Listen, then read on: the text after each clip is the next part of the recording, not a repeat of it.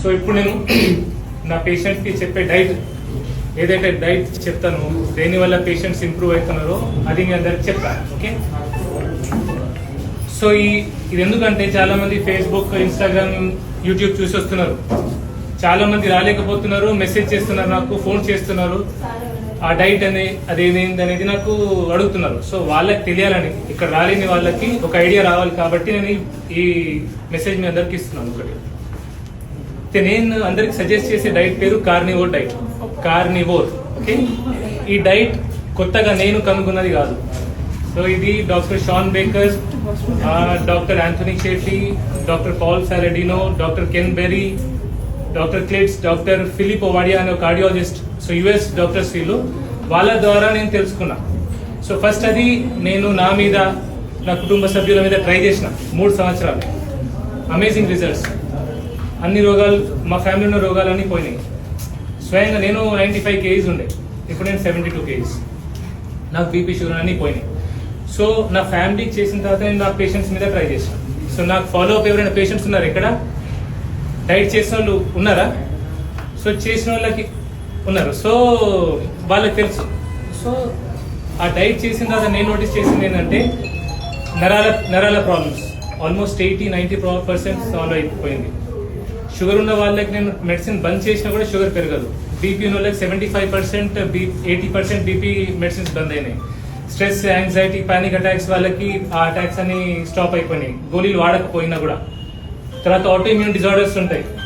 Auto immune disorders అంటే మనకు systemic lupus erythematosus, ulcerative colitis, rheumatoid arthritis, Crohn's disease, ఇట్లాంటివి. So ఇట్లాంటి వ్యాధులకు కూడా కొంచెం ఫోన్ ప్లీజ్. సో ఇట్లాంటి వ్యాధులకు కూడా ఏమైందంటే గోళీలు అవసరం పడకపోయింది.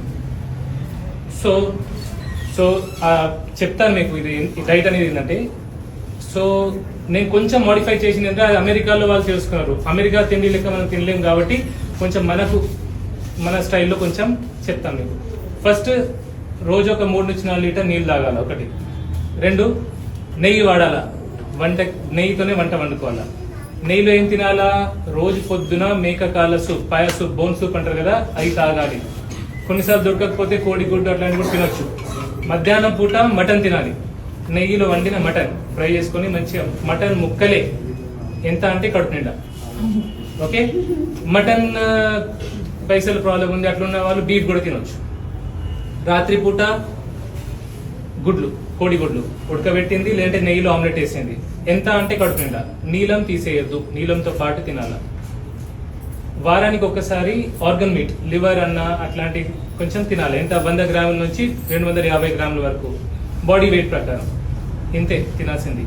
అన్నం, రొట్టె, కూర, పప్పు, పాలు, పెరుగు, పండు తినొద్దు. ఇది ఎప్పటి కాదు, కొన్ని రోజుల వరకు, డిపెండింగ్ ఆన్ ద కేస్.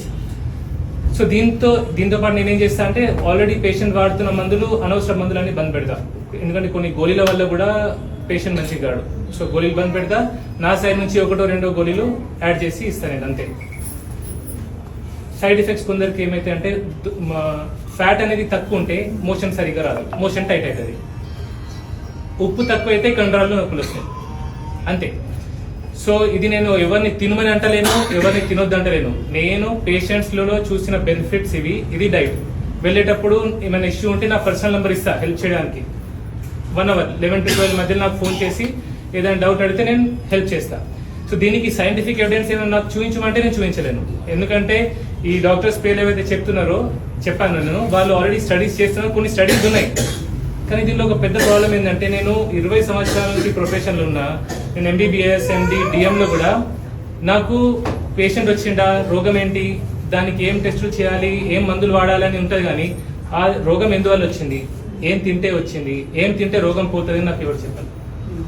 ఎందుకంటే ఈ స్టడీస్ మొత్తాన్ని కూడా ఫండ్ చేసేది ఫార్మా కంపెనీస్, మందులు తయారు చేసే కంపెనీలు. సపోజ్ ఇప్పుడు షుగర్ పేషెంట్స్ ఉన్నారు ఎవరైనా ఇక్కడ? షుగర్ పేషెంట్స్ ఉన్నారా? నా దగ్గర 1000 మంది షుగర్ పేషెంట్స్ ఉన్నారు సార్. నేను వీళ్ళకి రీసెర్చ్ చేస్తా, ఆ రీసెర్చ్ లో ఈ డైట్ చేస్తే షుగర్ గోళీలు వాడాల్సిన అవసరం లేదని నేను ఒక షుగర్ గోళీలు తయారు చేసే కంపెనీ దగ్గర వెళ్తే ఒప్పుకుంటారా? సో స్టడీస్ అంతా ఈజీగా బయటికి రావాలి. ఓకే, సో ఇది పరిస్థితి. ఇంకో విషయం ఏంటంటే ఇప్పుడు నేను ఈ విషయాన్ని నేను చెప్తున్నందుకు నా ఫ్రెండ్స్ అందరు నన్ను ఒక కామెడియన్ లాగా జోకా లాగా కూడా చూస్తారు, కానీ ఇది నిజం. నాతో జరిగింది, నేను అనుభవిస్తున్నా, నేను పేషెంట్స్ ట్రీట్ అవుతున్నారు. సో నాకు ఒకటే నమ్మకం ఏంటంటే మనం నిజాయితీగా ఉంటే, కరెక్ట్గా స్ట్రైట్గా ఉంటే ఆ దేవుడు మనల్ని చూసుకుంటాడు. నాకు ఎవరైనా నన్ను గౌరవించిర్రా, రెస్పెక్ట్ చేసిర్రా, నిందించిర్రా, నాకేం ఫరక్ పడదు. నన్ను పొగిడినా, దేవుడన్నా, నన్ను ఏం లేదన్నా నాకు ఫరక్ పడదు. ఎందుకంటే నేను చావుని చాలా దగ్గరగా చూసినాను 6 months బ్యాక్. నాకు అర్థమైంది ఏంటంటే ఇదంతా జస్ట్ గేమ్. సో దీన్ని పెద్ద సీరియస్గా తీసుకునేది ఏం లేదు. సో నాకు తెలిసింది మీకు చెప్తున్నాను. ఇంకోటి ఏంటంటే కానీ అప్పుడప్పుడు నాకు ఈ సమాజాన్ని చూస్తే కొంచెం బాధ అవుతుంది. నాకు ఒక ముసలావిడ ఉంటుంది, నాకు తెలిసిన 90 years ఆమెకి. ఆమె నాకు మాట చెప్పింది ఏంటంటే, బిడ్డ ఒక తల్లి 10 మందిని కంటది, కడుపులో పెట్టుకుని సాగుతుంది, కానీ అదే తల్లి ముసలైనాక బరువు అయిపోతుంది. ఎందుకంటే మనం బాగా సెల్ఫిష్ అయిపోయినాం. సో నేను మీ నుంచి ఎక్స్పెక్ట్ చేసేది ఏంటంటే మీరు ఇచ్చే 500,000 రూపాయలతో నేను పెద్ద బంగ్లాలు కట్టేది లేదు, నాకు అది కూడా లేదు. ఈ బిల్డింగ్ రెంట్కి వాటికి సరిపోతుంది, 20,000 పోతాయి కావచ్చు. కానీ నేను ఎక్స్పెక్ట్ చేసేది ఏంటంటే మిమ్మల్ని కన్నా తల్లిదండ్రుల్ని, పేషెంట్స్ నుంచి ఎక్స్పెక్ట్ చేసేది మిమ్మల్ని కన్నా తల్లిదండ్రుల్ని, మిమ్మల్ని నమ్ముకొని వచ్చిన మీ పిల్లాన్ని, మీతో పాటు పుట్టిన మీతో పుట్టిన అక్క చెల్లెనాన్నదమ్ముల్ని, మీకు పుట్టిన పిల్లల్ని మంచిగా చూస్తాను. ఇప్పుడు నాకు తమ్ముడు ఉన్నాడు, వాడితో నేను ఎప్పుడు గొడవ పడుతుంటా, వాడిని చెప్పింది విన్నాడు. నేను ఒకటే అనుకుంటా ఏంటంటే ఇప్పుడు నాకు కొడుకున్నాడు, నాతో గొడవ పడితే నేను వాడిని వదిలేస్తాను. సో నేను నాతో పుట్టిన తమ్ముడు ఎందుకు వదిలేను నేను? మనం పిల్లలకు అందిస్తాం. అదే మనతో పాటు పుట్టిన అన్నదమ్ములు, అక్క చెల్లెలు కొంచెం ఒక గుంట ఎక్కువ పోయినా, ఎక్కడ తక్కువ అయినా మనం గొడవ పెట్టుకుంటాం. ఆఖరి పోయేటప్పుడు తీసుకెళ్లేది ఏం లేదు. సో ఇది నేను మీ అందరి నుంచి ఎక్స్పెక్ట్ చేసేది. సో ఐఎమ్ సారీ, నేను నిజంగా మీ కొంచెం ఎమోషనల్ అయిపోయినా, కానీ నాకు ఏంటంటే కొంచెం బాధ అయినప్పుడు నేను పని చేసుకుంటాను. Sir one more question. Yeah, vegetarian diet, vegetables ఒకప్పుడు మంచిగా ఉండేది, కానీ ఇప్పుడు వెజిటేబుల్స్ అన్ని క్రాస్ బ్రెడ్ వెజిటేబుల్స్, అన్ని మందులు కలుపుతున్నారు. అందులో ప్లాంట్ టాక్సిన్స్ ఉంటాయి, ఫైటేట్స్, లెక్టిన్స్, సోలెన్స్, రకరకాల ఆక్సిలేట్స్ అని. అవి తినడం వల్లనే రోగాలు వస్తున్నాయి. సో ఈ మంచి అయిన వాళ్ళు నేనేదో చేయడం వల్ల కాదు, కూరగాయలని బంద్ పెట్టినాం కాబట్టి వీళ్ళు మంచి అవుతారు అట్లా. ఎందుకంటే అగ్రికల్చర్ అనేది ఒక 10,000, 20,000 సంవత్సరాల ముందు వచ్చింది.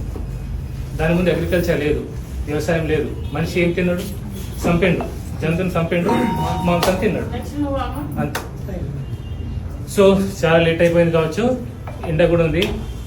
అరే ఇది బటర్ మిల్క్ తెప్పి. ఓకే, అందరు కూడా ఒకటి, స్వార్థం వద్దు, ఓకే, గర్వం కూడా వద్దు.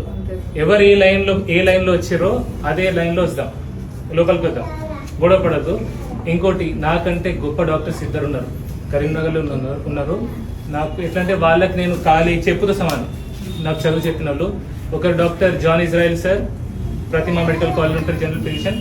ఇంకొకరు doctor Ravinder Reddy sir, cardiologist. సోమవారం కాబట్టి వెంకటేశ్వర హాస్పిటల్కి వస్తారు, కార్డియాలజిస్ట్. నాకు ఏమైనా డౌట్ ఉంటే నేను రవీందర్ రెడ్డి సార్ని, జాన్ సార్ని అడుగుతా. సో మీకు ఇక్కడ ఇబ్బంది అవుతుంది, వెయిట్ చేయలేకపోతున్నామంటే అని అడగండి. ఇంకోటి ఏంటంటే కొంచెం తొందర అవుతుంది, ఎందుకంటే ఇంతమందిని చూడాలి కాబట్టి అడిగిన క్వశ్చన్ మళ్ళీ అడగకండి. ఓకే, రిపోర్ట్స్ అన్ని రెడీ ఉంచి ఓపిక రండి. Okay, thank you.